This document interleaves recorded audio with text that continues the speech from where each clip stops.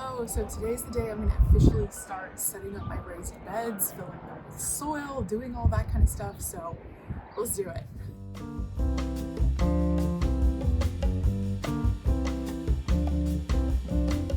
The goal for today was to fill every single one of my empty containers with raised bed potting soil. I also added in a little bit of organic fertilizer and some worm castings just to boost the health of this dirt just a little bit.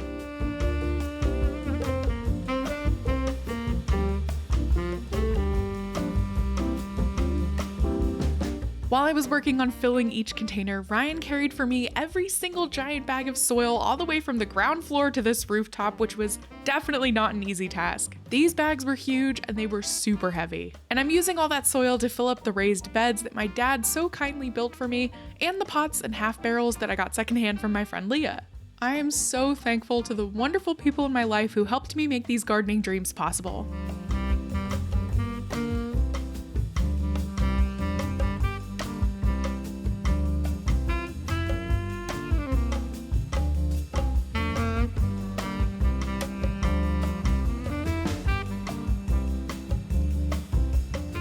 And here are my filled pots and raised beds, and I am so excited and also exhausted. My little seedlings still need a couple more days of hardening off, getting used to these outdoors, and then these will be their homes, and I'm so excited.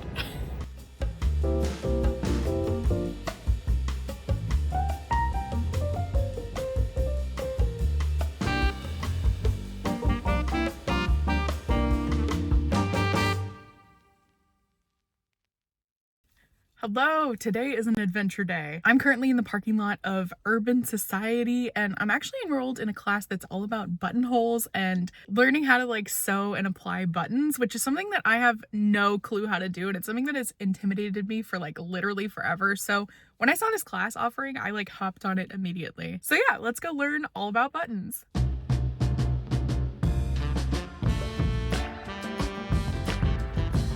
My friends introduced me to this super charming sewing and quilting shop, and I immediately fell in love with it. And then when I found out that they also have super affordable sewing classes, I was just over the moon. I'm not a very confident sewist, and I've been really struggling to find the motivation to teach myself how to sew more complex projects.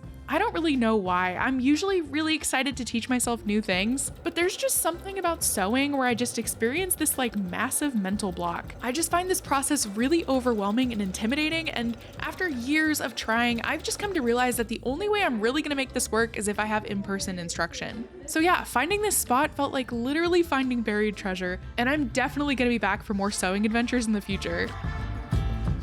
In this class, we learned all about sewing buttons and buttonholes on both the sewing machine and by hand. And finally, demystifying this whole process felt so good.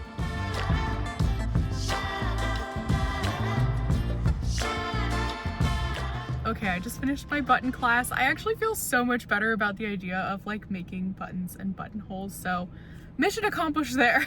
I definitely want to try to include buttons in some of my weaving projects. You guys know I love making outerwear in particular, and I think, adding a nice little button to some of my little jackets would be so much fun, but I've just been way too chicken to try to do that on my own. So yeah, I'm definitely glad I took this class, and now I just need to build up the confidence to actually try to put a buttonhole in my hand woven fabric. That's gonna be a challenge for sure. Anyway, this weekend is actually the New Jersey Woolwalk, which is pretty much in essence just a yarn crawl where all the yarn stores are open and having events, doing raffles and sales and all kinds of stuff. I just really recently went to the Philadelphia yarn crawl, and before that Vogue Knitting Live, and I have a couple yarn events coming up in the future, so I really shouldn't be spending any money on yarn, but I do want to try to make an effort to go see some of the yarn stores during this wool walk, just because as I've mentioned before, I'm new to New Jersey. I'm trying to learn about what's in the area and make connections with these stores. Maybe they'd like a weaving teacher. So let's go visit a couple shops, and then I'm gonna head to my yarn event for the evening. My first stop was Wool & Grace in Summit, New Jersey, and this beautiful shop had a wide selection of yarns, as well as tons of stuff for needlepoint, embroidery, and cross-stitch, which was just so fun to see.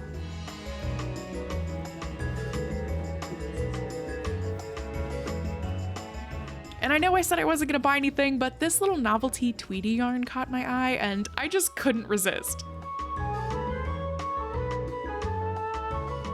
I also got my Woolwalk passport and my first stamp at this location. My next stop was the local yarn store in South Orange. This is a super cute store with a lot of yarn brands that I really like.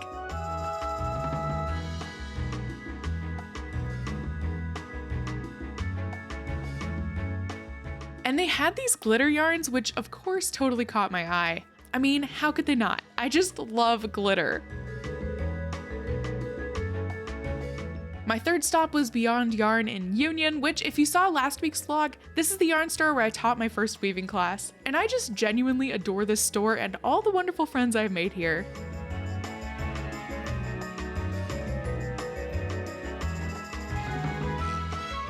And my last stop was Yarnstormers, which is a beautiful shop in Cranford.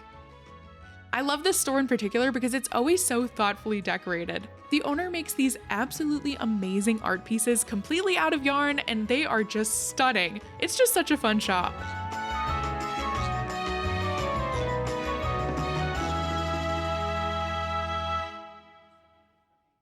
I just did my last stop of this long but really fun journey. It's 6 o'clock now, so I've got to head over to my spinning group. I know I said I wasn't gonna buy anything, but as usual with these events, it's impossible not to. I ended up kind of getting like a tiny little treat for myself pretty much from every store. So I'll show you those real quick. All right, tiny haul. I pretty much just got like one less than $10 item from all 4 stores that I visited, so I don't feel that guilty about this. The first thing I got is this yarn that I've actually never seen before. It's by Rico Design, I guess, and it's called Make It Tweed. And I guess the idea is that when you're knitting, you're supposed to hold it double with whatever yarn you're using, and it creates like these like lumps and slubs that emulate a tweed. But when I saw this, my first thought was like, can I use this as a warp? So this is definitely going to be experimented with in a weaving project of some kind, and I'm really excited about that. From the next shop, I got this tube of really, really beautiful blue glittery yarn. It's navy blue, but then the glitters themselves are like this rich royal blue, and I think this is going to be so fun just to add like a little bit of sparkle to a project. This is from Kremke Soul Wool. I'm not sure if I'm saying that correctly, and yeah, really beautiful. I also got this really beautiful braid of BFL fiber from, I actually have no idea how to say this dyer or this company's name. I'll put it right here on the screen, but I loved this colorway. I think I'm definitely gonna have a lot of fun spinning it up and then eventually using it in a project. Then at my last stop, I got this little skein of silk mohair yarn in this colorway that I just find so interesting. It's very like dusty with very soft pastel pinks and purples and grays and blues. And then it just has this like punch of neon yellow through it, which I just love that. So I'll definitely have fun experimenting with this as well. So I didn't go crazy. I didn't break the bank. I had a wonderful time, and now I'm off to the library. So I'll see you there.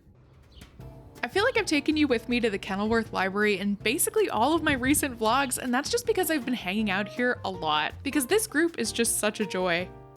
We all hung out and we worked on our projects together, and I brought my current drop spindle project, which I've been slowly chipping away at for a while now, but I'm still loving it.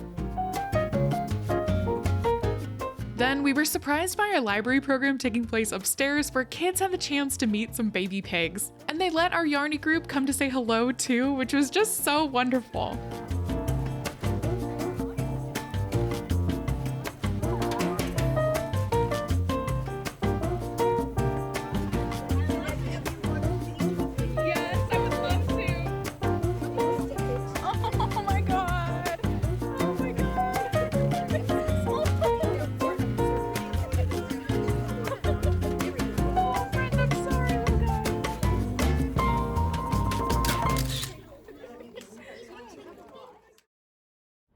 Hello, it's the last day of April. My plants have had quite a lot of time to acclimate to these roof conditions, and I think it's finally time to put them in their new homes. I actually went ahead the other day and I put the madder over in those half barrels just because I was having some problems keeping it good during the acclimation process. The madder plants really want to be horizontal. They're like a crawling, sprawling plant, and so when I was moving them back and forth, in and out, they kept just kind of like flopping over, locking into one another, and damaging themselves and the other plants. So I just kind of like went ahead, popped them in the barrels, and I was just like hoping for the best. They actually seem to be doing really well, definitely much better than in those tiny little pots, so happy about that. And now I just have to hope that I have similar success with my cotton, my peppers, and my indigo. So let's go ahead and try to plant those.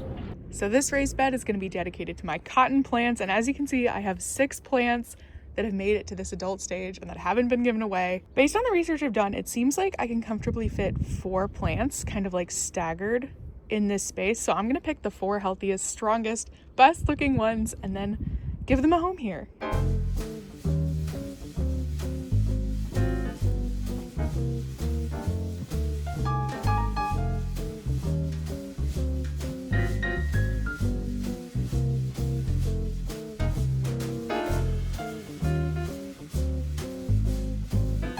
My rooftop very regularly experiences really intense winds, and so to make sure that all of my little baby cotton plants don't get snapped in half, I gave each one a bamboo stake for support. I just popped in each stake right next to each plant and then gently secured the plant stem to the stake with a little piece of plant-safe Velcro. And then I repeated the exact same process for all of my plants.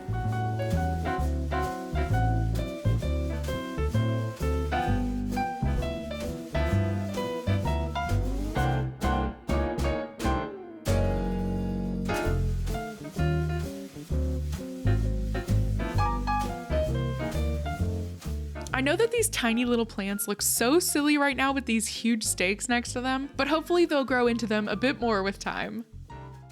Next up, I planted my indigo, and I also planted them in kind of a staggered pattern just to fit as many as I could in this bed without too much crowding.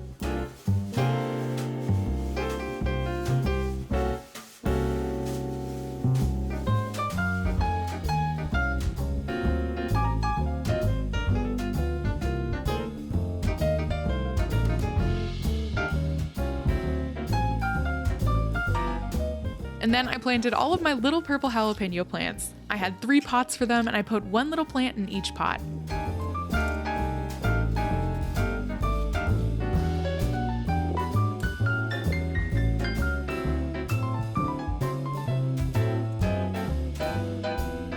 I had this tomato cage left over from last year's tomato plant, so I kept it just in case it might offer some extra support or windshield for this plant.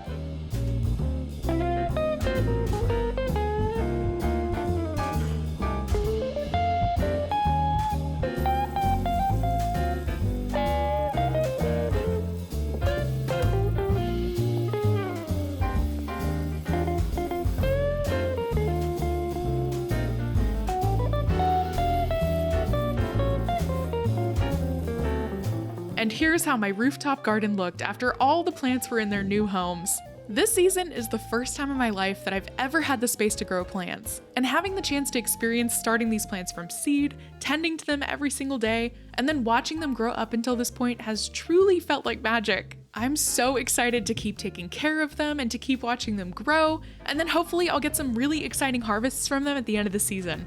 I'm crossing my fingers and hoping for the best.